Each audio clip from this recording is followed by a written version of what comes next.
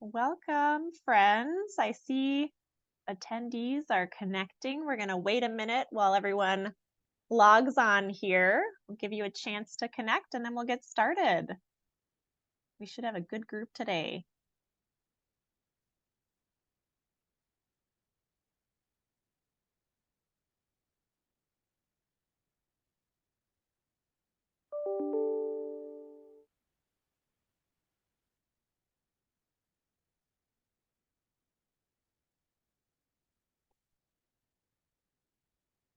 All right. I'm seeing people connecting. I think that we have a lot to cover today, so I think we'll get started here. And I know people can continue to join. But we want to welcome everybody to this presentation today. We're so excited to be able to talk with you about the Minnesota Department of Agriculture's Agri Farm to School and Early Care grants that are open now for application. So today we're going to cover a little bit about the grants overall, just a big picture overview of what they are, what they cover, who's eligible, what kinds of things you can do with these grants. We'll share some examples. So we do have a little presentation we'll share from a previous grantee, and we'll talk about what we've heard back from grantees about how they're using these grants. And then we'll have a little bit of time for Q&A at the end, but we also will share other opportunities where you can get more detailed answers to questions coming up here. So we're very excited to have you all here. And we would like you, if you could, to introduce yourselves in the chat. So you can just share your name, your location, your role in Farm to School and Early Care, and then we'll kind of know who's in the room. And if you have questions, you can also share those by typing them in. The best place to type those in would be in the Q&A little icon down. If you're looking at Zoom, there's one space for the chat and one for Q&A. That will help us track which ones we've answered. So you can type in questions at any time and we'll keep track of those and try to answer your questions as we go. And especially at the end, we'll have a big picture time for questions as well.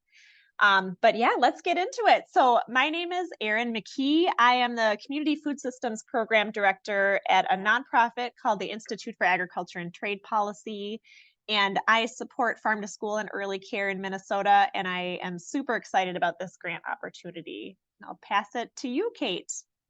Yeah, hello everyone. I'm Kate Siebold. I work at the Minnesota Department of Agriculture as our agency's Farm to Institution Coordinator. And so I work on and support Farm to School and Early Care here at Department of Ag and get to work on this grant. And I'm also very excited about it. And yeah, just looking forward to getting to share more with all of you today in hopes that you consider submitting an application.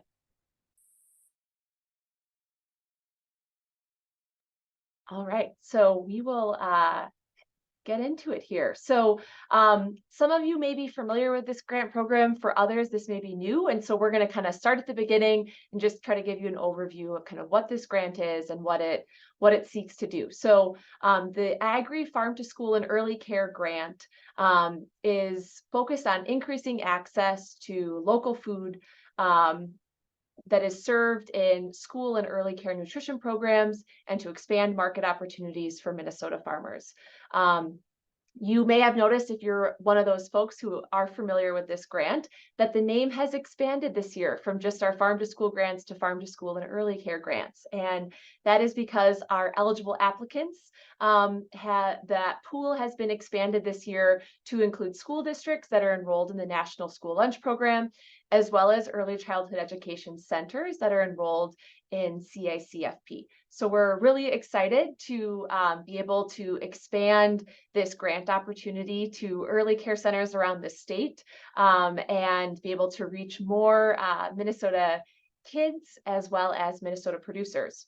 And these grants fund projects that again, are looking to get more Minnesota grown and raised foods into these meal programs. And so we reimburse local food purchases as well as kitchen equipment purchases that, again, kitchen equipment that will help you work with and serve more local foods. Some of you who are school districts on the call today may currently have a fiscal year 2023 grant award. We were fortunate at Minnesota Department of Agriculture to receive almost $3.5 million from the USDA's Local Food for Schools Cooperative Agreement Program last year to be able to really expand the number of farm to school grants that we awarded in fiscal year 23. So this is a map of who currently has a grant from us. You can see we've got folks all over the state, which is really exciting. We're not going to get into the details of the fiscal year 23 grants. We just wanted to share this to kind of show that these are an annual grant. This is an annual grant opportunity, but also that we recognize some of you have current grants and are looking at this new one. So just if you have a current grant, remember that your current grant is fiscal year 23, and we're going to be talking today about fiscal year 24. So again, the purpose of fiscal year 24, as with previous grant rounds, is to increase the amount of Minnesota grown and raised foods used in federal food programs. And we will again be offering both food grants and equipment grants this year. We're going to get into details of all of that. This year, our federal funding it will not be involved in this next grant round. So we are back to state funding, and we have about $935,000 to award in grants. And the grant application deadline is November 2nd, 2023. So if that's not marked on your calendars yet, I encourage you to do so. And the fiscal year 24 grants are going to run from spring of 2024 through December of 2026. And all of the information that we're going to be sharing today can be found in the grant RFP, request for proposal, which is available on our grant website. And that's the website that you see here on the screen, or if you want to use the QR code, that will take you to our website as well. Just a note for those of you who do have a previous grant from us, or I should say a current grant from us, just to kind of, we'll send this presentation out afterwards. Save this slide because it's kind of helpful just to see the breakdown of these different grant timelines. But we really just want to encourage school districts that have a fiscal year 22 or fiscal year 23 grant that's ongoing to really think about those grant funds and the timeline for those grants in relation to this next fiscal year 24 timeline, so that if you do apply for fiscal year 24, that you're applying for an amount that's that's reasonable and that you're setting yourself up for success to be able to use those full funds within the grant timeline, considering the other grants that you already have. So we'll get into kind of the details of the different grant options for fiscal year 24.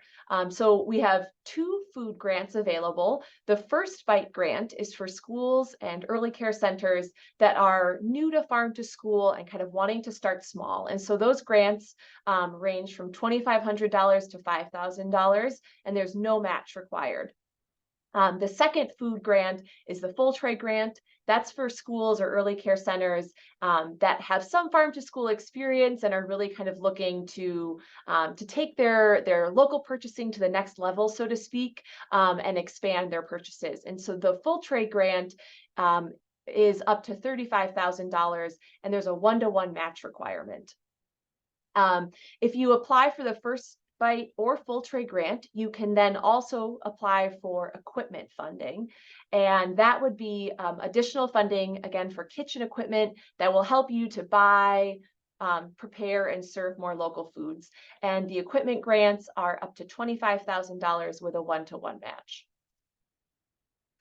So the First Bite grant, just to get into a little more detail, again, this is both schools and early care centers can apply. And it's notable that you can only apply for this grant once. So for schools on the call today that have received a First Bite grant from us in the past, you would not be eligible to apply for this First Bite grant again. You would need to apply for the Full Tray grant. But if you've never applied for a food equipment grant from us, you can apply for a First Bite grant. And for all early care centers, you would be eligible to apply for this grant. Again, $2,500 to $5,000, no match requirement. And these First Bite grants are really focused on kind of intentional, high impact farm to school and early care efforts or activities. So thinking about, you want to participate in the Minnesota Great Apple Crunch for the first time and, buy apples for all the students that you serve, or wanting to, add one local item to your menu each month, or, it could be different things, but kind of thinking about what are those first steps that you want to take for local purchasing. And there's no letters of support that are required for this First Bite grant. For the Full Tray grant, again, this is to kind of expand your purchases. And so this could be, new farm to school purchases that you're wanting to do. So let's say you're a district that has primarily purchased local produce from farmers. Maybe you want to, kind of do some new purchases in local proteins or grains, or maybe you just want to be able to expand the amount of produce that you're buying from new farmers, or the amount that you're buying. So fiscal year 24 Full Tray grants are up to $35,000, and they're based on the meals served in October 2022 using a formula. And that formula can be found in the grant RFP. And it's calculated, again, based on meals served and then reimbursement rate per meal. And so that equation will tell you the maximum amount that you can apply for. You don't have to apply for the maximum amount. You could apply for less if you wanted to. And again, there's a one-to-one match for that grant. So if you are, let's say you're applying for $35,000, we would be looking to see a match of you purchasing $35,000 of additional local foods. The Full Tray grant does require letters of support. So you need to have a letter of support from at least one producer who will benefit from you receiving this grant. You can have additional letters of support from other producers if you wish. If you are planning to purchase local foods through a distributor, we do require that you have a letter of support from your distributor saying that they're aware that you're applying for this grant and that they would be able to help you in that local sourcing. If you're working with any community partners, perhaps you're working with your local SHIP coordinator or a SNAP Ed educator who's helping you in some way finding farmers, or with kind of educational connections, that is a community partner who could also provide an optional letter of support. And so both Full Tray and First Bite grants are reimbursing for local foods. And so that includes whole or minimally processed foods that are grown and raised in Minnesota. So, think apples, produce, proteins, things like that. We will also reimburse for processed foods that are made in Minnesota that include at least one primary ingredient that is grown in Minnesota. And that primary ingredient needs to be at least 80% grown or raised in Minnesota. So that could, for instance, be, a bread, for instance, that you get from perhaps a local baker, and they're using at least 80% Minnesota grown, flour. That would be a processed food that's eligible. And these foods need to be used in the National School Lunch Program, School Breakfast Program, Summer Food Service Program, Seamless Summer Option, or CACFP.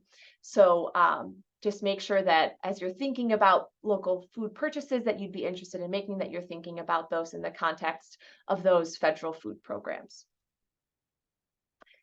So again, more examples of unprocessed and minimally processed foods: fruits, vegetables, meat, fish, poultry, dairy excluding fluid milk are all eligible. Grains, so wild rice, wheat berries, flour, eggs, all eligible.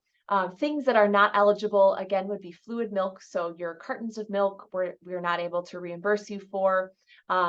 If you have a garden on site, you can use you can consider using, produce from your garden in your meal program, but that would be outside the scope of this grant. So we are not able to reimburse you for that food coming from your own garden. We're looking for you to be making purchases from local producers.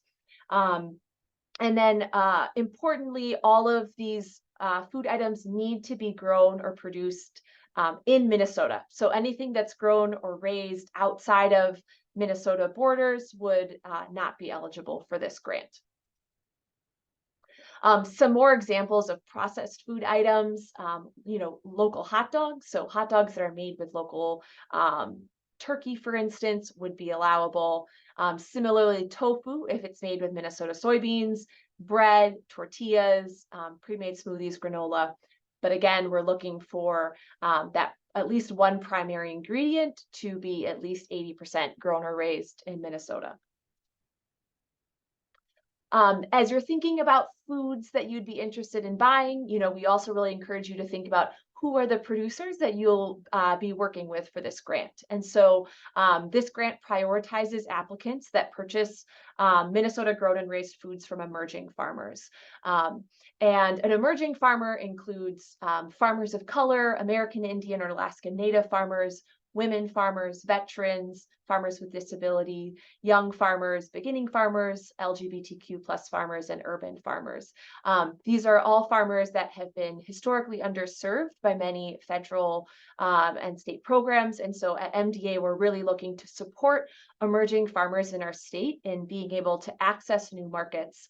And farm to school and farm to early care are really fantastic program and market opportunities for emerging farmers in our state. And so we really encourage all of you as potential applicants to think about how you could use a grant opportunity such as this to build new relationships with emerging farmers in your area and maximize the impact that this grant can have for everyone in our state. Some ideas for how you connect with emerging farmers. I would say word of mouth is one of the best ways. And so striking up conversations around town, head to your local farmers market, places of worship, nonprofit and cultural organizations, chat with restaurants or grocery stores in your area and ask if they're working with any local farms and just get connected that way. I would also encourage you to connect with food hubs or market hubs in your area. Minnesota has a couple brick and mortar food hubs, as well as farmers markets that are aggregating food and serving as like a market hub. And so those are great ways to connect with many emerging farmers in our state. You can also reach out to SHIP coordinators, extension educators, your local sustainable farming association chapter, other groups that are connected and kind of a part of agricultural communities. And they may be able to help you connect with emerging farmers in your area. So in addition to the food grants, you may recall that I mentioned that there's also equipment funding available. So again, this equipment funding is only available to schools or early care centers that are applying for the First Bite or the Full Tray grant. So you can't only apply for equipment funding. But if you apply for one of the food grants, then you can request up to $25,000 to support equipment purchases. And again, there's a 1-to-1 match required. And we're looking for equipment that you need to buy, prepare, and serve more Minnesota grown and raised foods. So there are many examples of what previous grantees have purchased with these equipment funds. You can see here, one previous grantee bought new containers for their salad bar to be able to put local produce on their salad bar.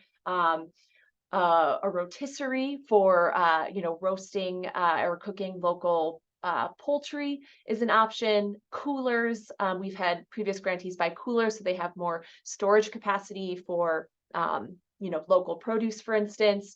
It could be slicers or wedgers, anything that again is going to help you to buy, prepare, and serve more local food.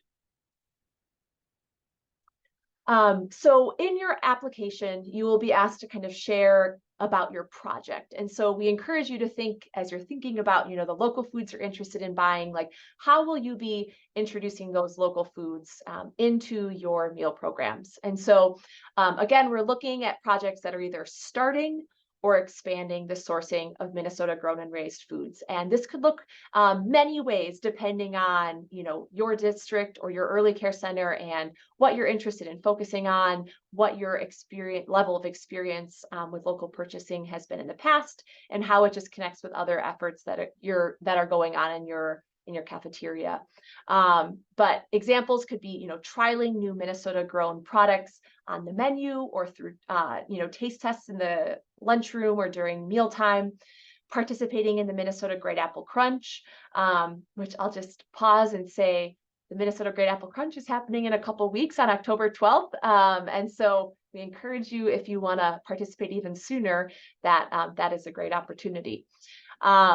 You could host a breakfast or a lunch with farmers and kind of have a celebratory meal. Maybe you want to increase the number of times that a Minnesota item or meal is repeating on your menu. Or perhaps you want to, add Minnesota Thursdays as a monthly feature to your menu. Minnesota Thursdays are menus that feature kind of, all local items around the tray. And so that could be a fun way to kind of bring more local items into your meal rotation. Or perhaps you just really want to focus on, your First Bite grant, focusing on Farm to School Month in October, and thinking about how you incorporate new items or meals into your menu to celebrate Farm to School and Early Care Month. And finally, it could be thinking about summer meal programs and how you are incorporating local foods into that when there's so many local foods that are in season at that time. A few examples of what past projects have looked like. We've seen with past, school districts that are grantees adding more local vegetables to the salad bar. School districts that have, bought local grains or flours for the first time to do baking, adding culturally relevant foods like bison or wild rice to menus. And there's a lot of opportunities when doing that to like make educational connections as well. Sourcing local honey or maple syrup, buying cheese from, a small nearby business, for instance, like a local cheese curd could be a really fun addition to your menu. That's maybe something special that you don't serve all the time. Just a few specific examples. Mesabi East used past grant funds to purchase walleye from Red Lake Nation, and then they made that walleye with local butter, Millerville butter, that made for a fantastic meal. Hutchinson bought a lot of zucchini in the summer and shredded that and froze it so that they could use local zucchini throughout the school year for muffins and other baked goods. They also buy local beef and make them into meatballs that they freeze, and then they have those meatballs available through the school year. And with that, I'm gonna pass it to Erin to introduce a video with some more examples. Yeah, we know that all of you probably would learn a lot more just from listening to each other. I feel like the peer-to-peer learning that I've seen with Farm to School and Farm to Early Care is so awesome. And so we wanted to share a presentation that we had from Felicia Kittuck from Becker Public Schools, where she shared a little bit about her Farm to School program. And I think it's a really inspiring example that can kind of get your mind turning about what might be possible for your school. So we're going to play a little video here where we can hear from Felicia. Thanks for the introduction. Yes, my name is Felicia Kittuck, Food Service Director here in Becker. We're located just west of the metro. We have 4 schools, so 2 elementary schools, 1 middle, and 1 high school, with about just under 3,000 students. So I'm happy to be here today and show you guys a little bit about what we are doing in this small to medium-sized school district. I've been working to grow the Farm to School program over the last 3 years since I've been here. And as Kate touched on the Harvest of the Month program, we are one of the pilot schools that got to kind of test this program out. And I signed up for it as a way to challenge myself or encourage me to try new things and get new items on the menu. And I'm really glad I did. Prior to this pilot program, we had never had Minnesota raised poultry on before. So that was something new. And I'll show you in one of the future slides, what we did that day. So it was just a really good challenge for myself to put myself out there and do that. So I would encourage you all to participate when it's totally rolled out as well. So it's been a great experience. And I also liked what Kate said too about the whole, where are you at? The first bite to the full tray. I definitely started with just the first bite, just having apples on in the fall. And within the last couple of years, we've added so many more local foods and found ways to fit them into the cycle menu versus just on one time. So I'm hoping this coming year we might be more in that half tray or a few bites category, and we'll keep growing from there. So that's kind of where we're at. But this first slide here shows the fall foods that we did, which we're also a part of the Harvest of the Month program as well. So again, we just did whole apples for the Great Lakes Crunch Day, which was great. I love to see, you can see the joy on the kids' faces, how excited they are to have these apples and to have them highlighted and to get a fun sticker. So that was a great day. And, you know, we put the whole apples on maybe on a week that we have a lot going on in the kitchen and maybe we don't have time to process and prep and, you know, take the extra staff time. So whole apples it is. Where looking at maybe a different week that has a little bit easier entrees, that's where we throw in the acorn squash, for example.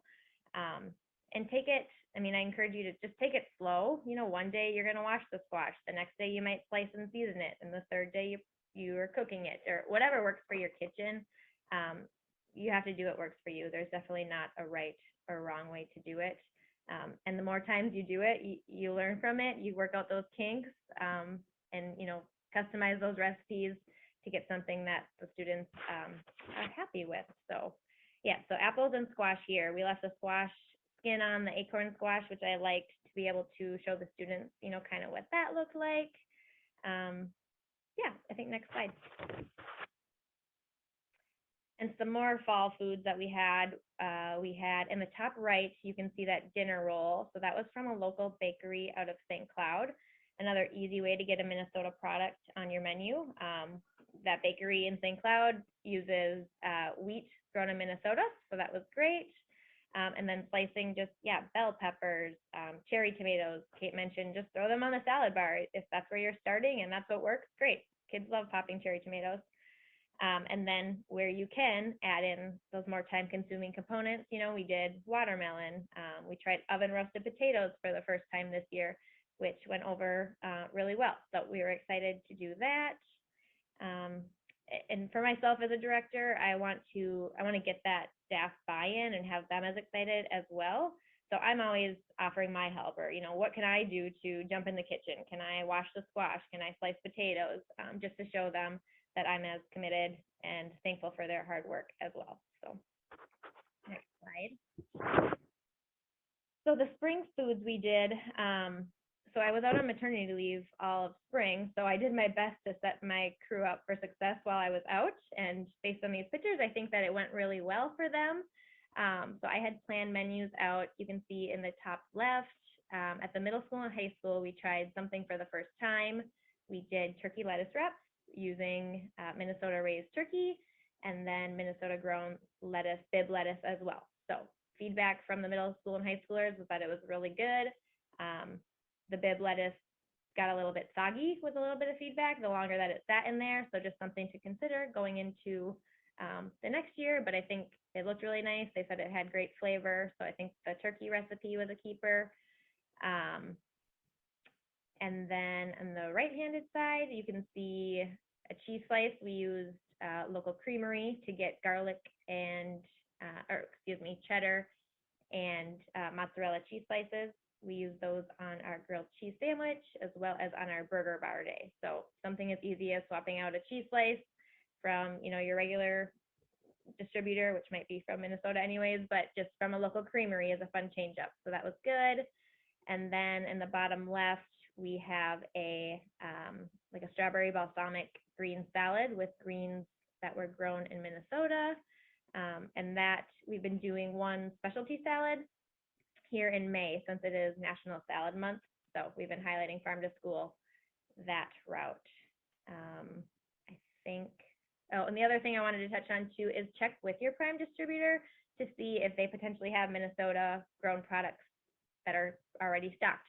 Like I had called the greens grower and he's like, yeah, of course you can purchase from us, but we're already stocked at your prime distributor. So here's the item number. So sometimes going down that rabbit hole, you know, brings you right where you need to be. So that was, yeah, great. And how easy to get that on your weekly truck. So next slide. And we partnered or worked together with our students this year and our farm to school program. So we went into the FACS class this year at the high school and had each kitchen within the FACS class create a pilaf recipe using Minnesota wild rice. So we had, 8 groups that each cooked a pilaf recipe, and then staff, students, and kitchen staff voted on their favorite, and we menued that in K-12 for the lunch menu. So Oh my gosh, those look so good. I'm going to the Minneapolis Farm to School barbecue tonight, and I'm so excited to get some local school food. So I see that Felicia's on the line today, so we can thank her for being able to share before and being willing to let us play her video again, because this is a lot of great tips from good experience. So that's so awesome to hear the way that they've been able to approach farm to school purchasing in Becker. I am going to share a little bit about our work. So we've been doing some evaluation of the Farm to School grant and now Farm to Early Care grant, and just sharing a little bit about what we've been hearing about what's happening around the state because of this grant. So if we go to the next slide, I know a lot of you that I see in the attendee list participated in our Farm to School survey that we did over the summer. This was the first time that we've done a survey like this statewide since 2012. And we also did a Farm to Early Care survey, and that was the first one we have done ever. So that was incredible just to get information about what's happening. What are you all doing? What are you serving? What are you buying? We had a good response rate for the school side. We had 295 responses, and I should have put in here too from the early care side. This also included in-home early cares, not just centers. We had about 300, I think it was 301 responses. So really good response rate from both sides. From schools, from the responders, we had 76% who have been purchasing local foods already for their meals and snacks. So if you go to the next slide, we were really curious about where the schools are purchasing local. And I think Felicia mentioned that she actually discovered that some of the products that she was maybe going to buy directly, she could get through her mainline distribution company, which is really useful if it kind of can streamline things for you. And especially if you're new, it can be easiest to just think about buying that way. And then a lot of schools and early care centers buy directly from the farm as well. Some of you are lucky enough to be near one of our food hubs. That's a really good way to purchase as well. And then we did have people reporting on their own gardens and their own growing efforts, even though that would not be eligible for this grant today. So lots of different ways that you can get local foods. One of the biggest barriers that we hear from schools and early cares is just trying to figure out how to buy. So when we think about how those schools are making the connections, that word of mouth and just asking other people where they're buying, going to schools that you know are doing farm to school already, or early cares who are successfully buying something from a local farm, and then asking, hey, where are you getting that food? That's a really great first step. You can also go to the local farmers market and just approach the farmers who are there and ask them if they're willing to sell to you. MDA has a really good resource called the Wholesale Directory, where you can put in what you're looking for and search based on your area. So that's a really good way as well. There are some resources on our website. We've done previous webinars about finding local food, local farmers that you can purchase from. So we definitely have some supports that can help you. But it's pretty interesting to see that word of mouth is the biggest, most helpful option for people as of right now. And we also have asked about, why are people buying local? What are the motivations? We are really excited to hear that people want to support their local economy. They want to invest their purchasing power back in their community and support their neighbor farmers. That's a really huge motivator. They also see it as a way to increase their students' consumption of fruits and vegetables. So we hear it a lot about the high quality of local products, and that food service finds the local foods mean that the kids are more willing to try new foods and that they're participating in the lunches more, and that they will eat more of the local foods as well. So really high quality food, and good participation and good reaction from the students is another big motivator. So when we look at what are people actually buying, there are some interesting trends. And as I said, we had done a couple statewide farm to school surveys back like over 10 years ago. And at that time, there really wasn't any local protein purchasing that rose to a statistical significance in our survey. But we have seen a huge growth in interest and purchasing of local proteins. So for 2021-2022 school year, we saw that 47% of the total dollars spent were spent on local proteins, actually, which is more than twice the amount spent on fruits and vegetables. One thing to just note is that that's also because meat is more expensive than fruits and vegetables. So it doesn't necessarily mean that they're serving way more local proteins and they're not serving local fruits and vegetables anymore. But it is interesting that it's such a large percentage of the amount that schools are spending on their local items as well. When we look specifically at the fruits and vegetables and what's being purchased, apples are number one. Apples are number one. They've been number one every survey that we've done. They are so great. We grow them really well in Minnesota. And we have the Great Apple Crunch, as Kate mentioned, that people can participate in. And it's a very easy way to buy local. You can serve them without cooking them. They're kind of the right serving size to give to kids. So if you're new, I would recommend you consider buying local apples as one of your first steps. Carrots are number two, and those are very popular as well. I think it's easy to sub in local carrots. You probably already are serving items that have carrots in them, and you can just switch out the local carrots for carrots that you would usually use that aren't local. So I feel like those two are things to consider.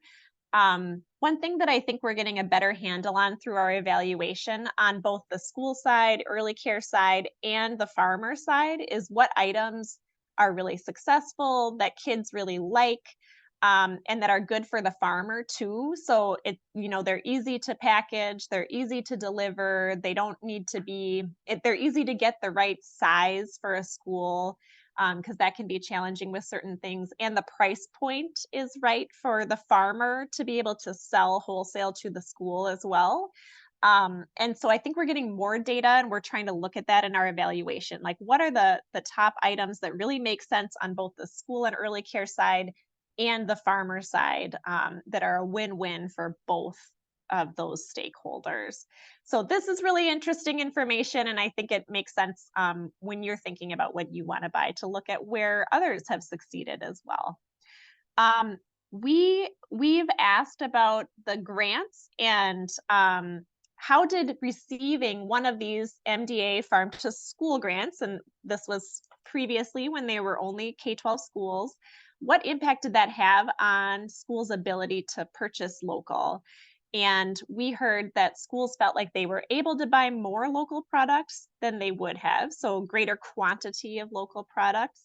They were also able to increase the types of local products that they were serving. So maybe before they had, a couple of basic items, but now they could add on a few more, or it gave them an ability to put something within reach that they couldn't have afforded before. So some of those local proteins, for example, the price point might have been a little bit too high for the school to purchase, but with the grant reimbursing them, they could fit it into their overall budget.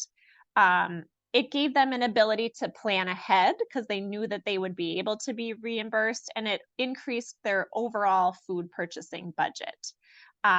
So those are really, really positive impacts that this grant is having. And I also wanted to mention on the next slide, we are partnering with some U of M extension partners to do economic impact analysis as well, especially to look at what is the impact for farmers and kind of the local economy impact. So it was really interesting to hear that that was a huge motivator for the school side of things. And we want to capture that data so we can say, um, for every dollar that is spent on this grant program, it's actually generating an additional dollar of local economic activity in communities, which is what we found in our first round of evaluation. So we can actually make the case that this is a good investment for the state and know that it is supporting local communities. If you go to the next slide, the way that they're doing that, they kind of look at the direct impact of the purchases, but also there are a lot of other wraparound organizations, the processors or the delivery companies and things like that that are being impacted by the local purchases as well. And then that money will keep rotating through the local economy. And this is why we're working with them. This is not my area of expertise, but they have the formulas to be able to assess what is the actual economic impact of these grants and this funding infusion back into local communities. So that's really great to have. If we go to the next slide, I just wanted to highlight some of the quotes that we heard from schools about participating in this grant. And one thing that we heard, this food service director said that without the MDA Farm to School grant, they wouldn't be able to serve locally grown bison, which is a healthier meat for their students. It's great for the local producer as well as for the school community. And we also heard, and I've heard this from several, especially food service people who are in rural communities who grew up on farms. This food service director shared being a farm kid raised on eating what we grew. I believe it's important that people know where their food comes from. It's exciting to see the kids eating local products and knowing where it came from and loving the taste of it. So we know that the impact of these programs goes beyond the economic impact, even beyond that healthy eating impact. We're seeing that this is changing the way that people feel and the way they understand their food system. So it's very powerful. It's awesome to be able to hear back from all of you. And thanks to everybody who participated in our surveys and in some of the interviews and focus groups. And I might be approaching you again. I'd love it if you're willing to share more perspective. So that's what we're hearing. Thanks so much, Erin. It's so fun to get to see how these grant dollars are making an impact and who they're reaching and what local foods it's putting on school meals. And that's why we're so excited about this next grant round, so that we can hopefully continue to see all the great things that our grantees do with this money. So as you think about how to prepare for this grant, here are just kind of some steps that Department of Ag suggests. The first would be, please take time to read through the grant request for proposal. And so this website that I just put in the chat, that is the website where you can find the RFPs. I will note, if you go to that website, you're going to see a section on the Farm to School and Early Care First Bite Grant. And then there's a section on the Farm to School and Early Care Full Tray Grant. And make sure to click into one of those two pages. So if you click on the First Bite Grants, then you will be able to access the First Bite RFP. So the First Bite and the Full Tray Grants have separate RFPs. Much of the information is the same, but because they are two different grants, there are details. So depending on which grant you're considering applying for, make sure you're reading that request for proposal, since that will really walk you through all of the information that we shared today in terms of the grant and more of what you're required to submit in your application. After reviewing the RFP, think about, what are the local foods that you want to source, and start to think about how you might be looking to incorporate those into your meals. And And then also consider if you need equipment. So again, if you're buying, let's say, apples, you want to start there. Maybe you want to buy a slicer so you can easily slice those apples to put them on the salad bar or on meal trays. Um, and then I would encourage you to kind of start to think about a work plan. So, what are the steps involved, right? And that is part of the application process as well. And so, thinking about, who who will you be working with? One, like who are the producers that you might be working with? Are you going to be buying directly from farmers? Are you going to work with, food hubs or market hubs? What's available through your distributor? And then the other part of who is, who on your team will be kind of leading the different steps of this work? Is it you? Are there other folks on your team that can play a role? And then think about kind of what those different steps look like. So getting quotes or doing just that first initial outreach to producers, thinking about menu development or planning and promotion for the Great Apple Crunch, all different steps that you might have in your work plan, and then think about the timing for that. And I always encourage folks to kind of think about, when you maybe want to see that local item, make it onto the lunch tray or onto the plate, and then work backwards, right, to kind of think through each of those steps. And then, start to do some of that initial outreach or kind of market research, so to speak, on what's available from local farmers around you and what those local purchases could look like for this grant. Again, if you're a full trade grantee, you do need to have at least one letter of support from a producer who will benefit from your project. Certainly, we know that, for the school districts or early care centers that are awarded a grant, that more relationships with producers might form after you receive that grant, and that's okay. That's great. But we still want to see that applicants are have a plan in place, so to speak, for how they're going to be using those grant funds, and do some initial outreach to producers. And then always encourage folks to think about how to promote those local foods once you have them. The video from Felicia mentioned Harvest of the Month. That's a great kind of promotional and marketing program that we have to support you. You can get a lot of free posters and stickers and clings. So make sure to check out the Harvest of the Month website as one way to help with your promotional efforts. And I'll pass it to you, Erin. Yeah, so I think those are really great tips for building your work plan. Just as an outside organization, thinking about the actual application process as a nonprofit person who has to apply to a lot of grants, and it's not my favorite thing to do. I would just share a couple tips when you're putting your application together. One thing, so Kate mentioned read through the actual language about the grant.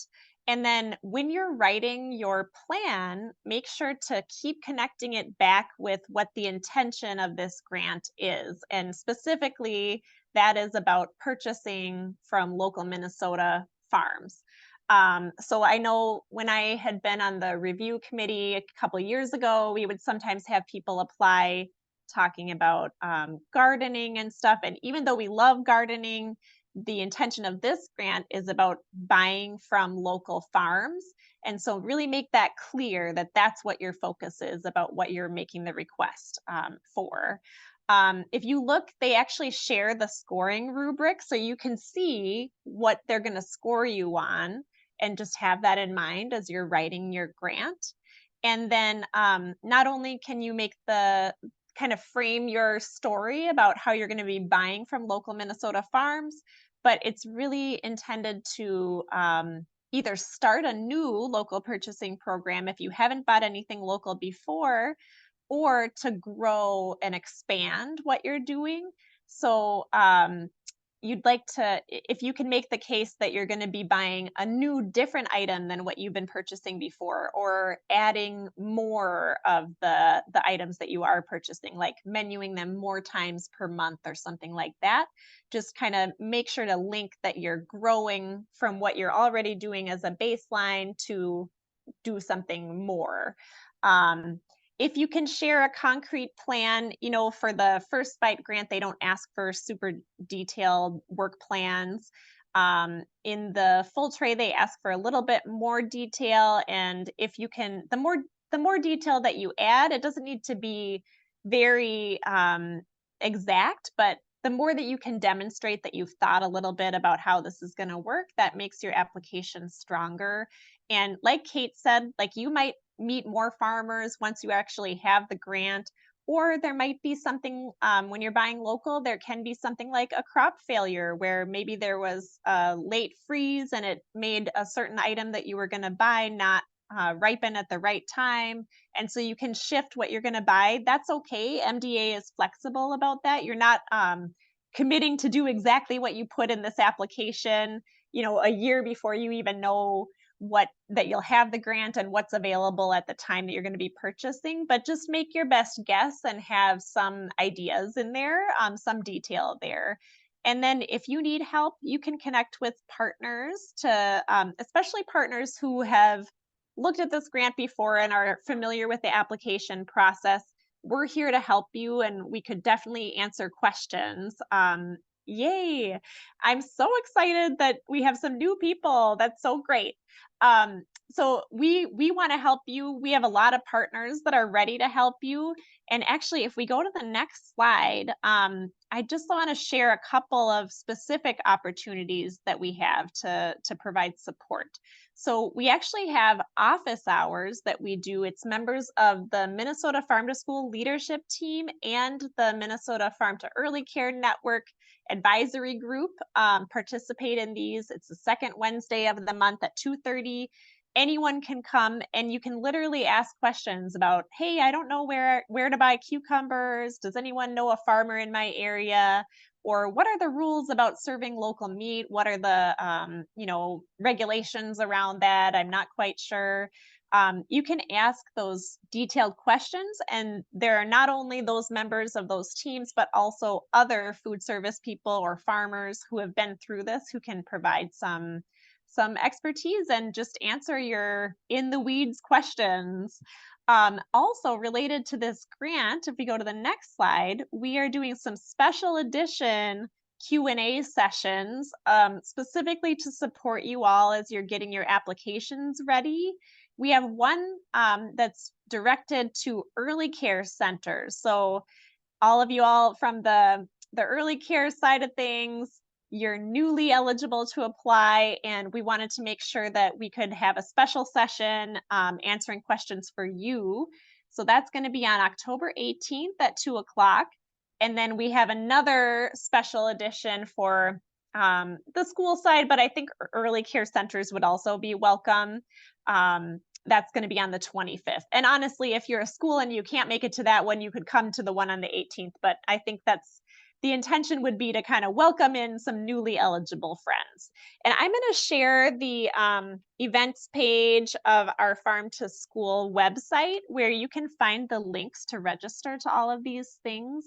If you register for the monthly office hours, you sign up one time and then you're registered for it on a monthly basis. So you don't need to do that every time. The special edition office hours you can sign up for them individually. Those are special editions, and they're also, we'll throw other events up there as well. So we have a little bit of time left for questions, and I have seen 2 questions come in so far, but you can feel free to type your questions in the Q&A section. We'll try to answer a couple here. If we don't get to them, please do come to those Q&A sessions, the office hours that we have coming up. So one question from Jessica. So she is asking, if we're purchasing local food from our distribution company, Bix, how do we submit the information that's needed? And do they still need to have a farmer letter of support for their application? Kate, what do you think about that? Yeah, so if you're buying from a distributor, then you would need a letter of support, in this case, like from Bix. And that letter of support could kind of like outline their work and their connections with local producers. And then I think part of that question was if they need an additional letter of support from a producer. which that is a great question. I'm just looking up to see exactly how we phrased it. I can say while you're I looking bel- at that, so for this grant, you do submit your purchasing records to show what local products you've bought. And distribution companies, just distributors should have a way to share your invoice or your purchasing records that can indicate what items were local, and you can see the amount and who you bought from. So one question, like when I've worked with partners who are going through a distributor, they have a conversation with the distribution company ahead of time saying, like, can you help me track what's local? Do you have a way that you can tell me where things are coming from? And at this point, I don't know, 10 years ago, that was a lot harder. I think at this point, distributors know that this is important to people, and they usually can do that.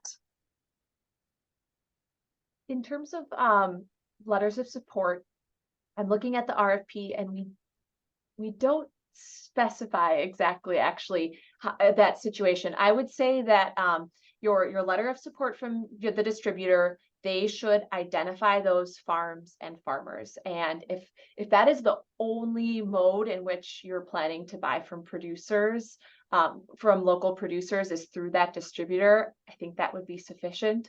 But if you do intend to do any additional direct work with a producer, that then it would be great to have another letter from them.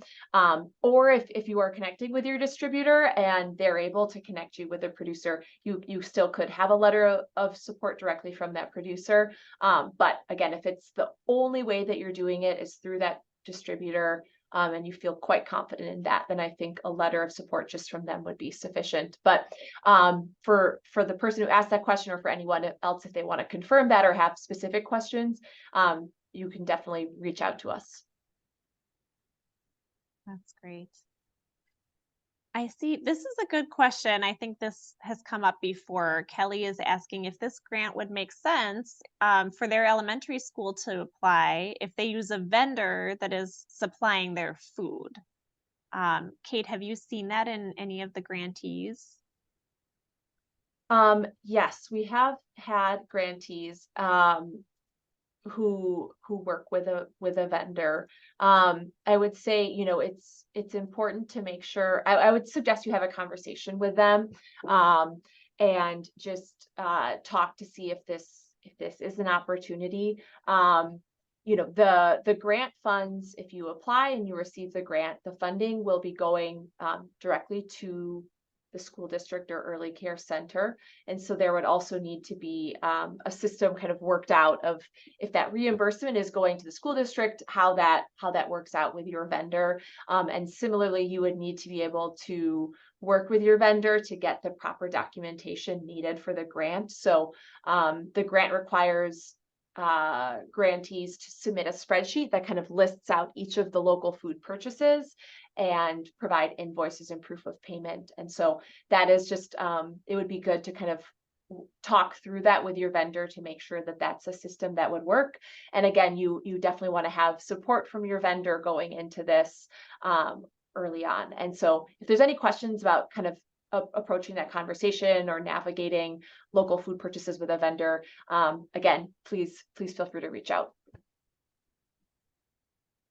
I know that there was also a question earlier around schools that also have early care programs, and started to type out the response, but thought I would just say it. So that's a great question. And